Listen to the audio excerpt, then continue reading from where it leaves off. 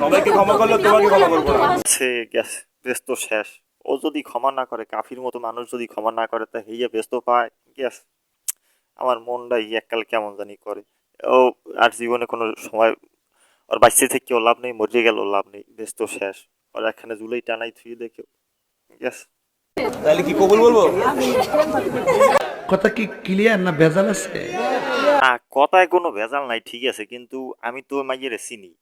ও কবুল করবে মানে আমি বুঝলাম না। ও মাইয়ের বাড়ি হয়েছে, আমাকে বাড়ির দ্বারে মাইয়ের নাম হয়েছে শিউলি। ওর মা ওই ডাক্তার থাইতে ঢাকা আইছে, হেইকেলে ওরে লই আইছে।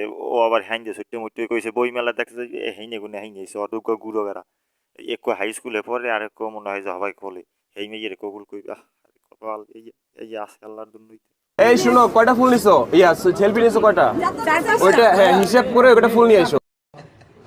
আরে এরা কারা, কোত্থেকে এলো? কাকু থাক চেতাচেতি উঠলেন না। আমি ওই অগরে লই যাইতেছি আমাকে বাড়ির দ্বারে এই নিবি ইদানিং হঠাৎ করে মাথায় কাম করে কম। আমি অগরে খেদাই লই যাইতেছি, আপনি একটু ধৈর্য ধরেন, একটু থামেন। সবাই কাছে আসো, এখানে দাঁড়ান। একটু একটু প্লিজ একটু।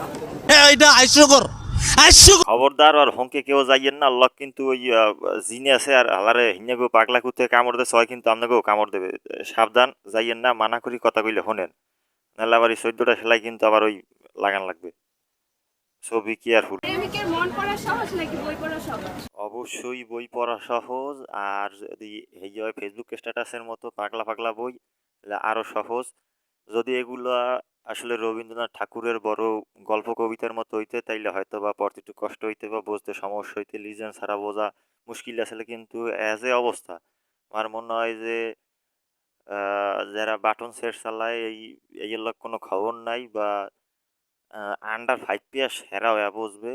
আর এগুলো হইছে ছন্দ দিয়ে ভরে থুই দিস, এটা বাউতাবাজি, ফালতু।